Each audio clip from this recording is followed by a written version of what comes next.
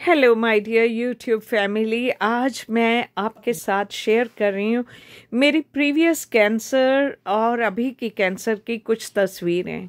ये जब मुझे पहली दफ़ा 15-16 साल पहले कैंसर हुआ था, उसके 2 साल बाद की तकरीबन तस्वीर है। और देखिए, मैं बिल्कुल यहाँ पे नॉर्मल हूँ। मेरी बेटी को भी मेरे बाद कैंसर हुआ था, लेकिन वो भी यहाँ पे हेल्दी नज़र आ रही है आपको। एंड बहुत ठीक है। अभी भी अगर उसको कुछ डायग्नोस हुआ था, लेकिन वो बिल्कुल ठीक है। मैं भी बिल्कुल ठीक हूँ। तो ये कुछ मेमोरीज अपनी मैं आपके साथ शेयर कर रही हूँ कि कैंसर होने पर आप किस किस दौर से गुजरते हो।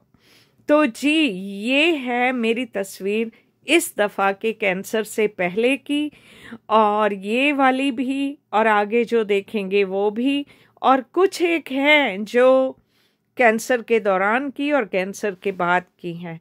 कैंसर का क्या इफ़ेक्ट पड़ता है लोगों के ऊपर, उनकी बॉडी के ऊपर। ये मेरी 2 साल पहले की है, जब मैं अपने भतीजे की शादी में गई थी।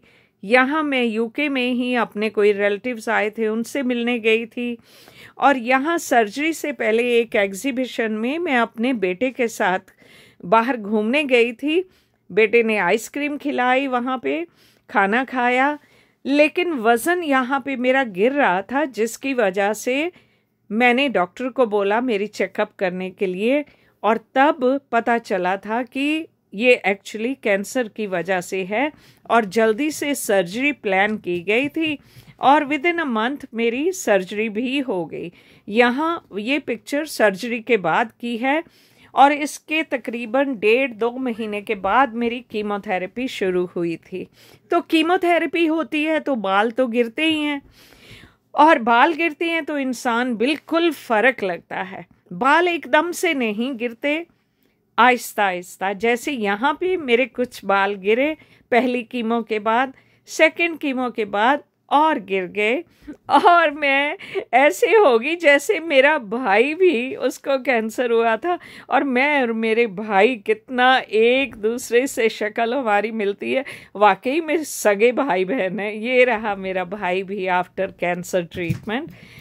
तो ये जी, सर्दियाँ थी, सर में ठंड लग रही थी बिना बालों के, तो स्कार्फ पहन के रहती थी, और बड़े मज़े से रेस्ट करके अपना टाइम काटा।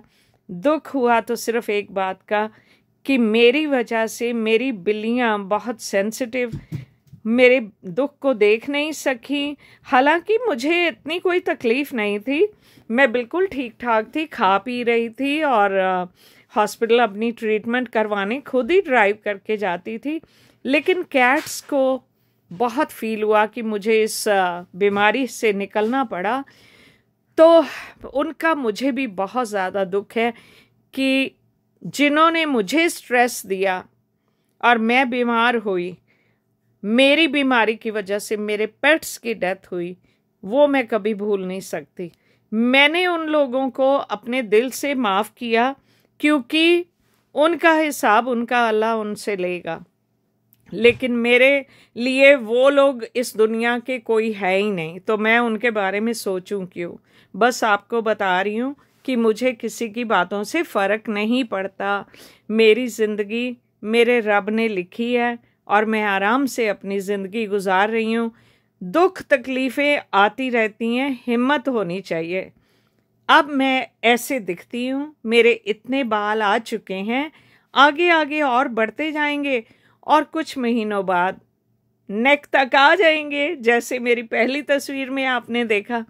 अब वज़न भी बढ़ रहा है, लेकिन सोच रही हूँ कि अब बाल डाई नहीं किया करूँगी। पहले मैं डाई करती थी, अब मुझे ऐसे वाले बाल खुद को पसंद हैं, मुझे अच्छे लग रहे हैं।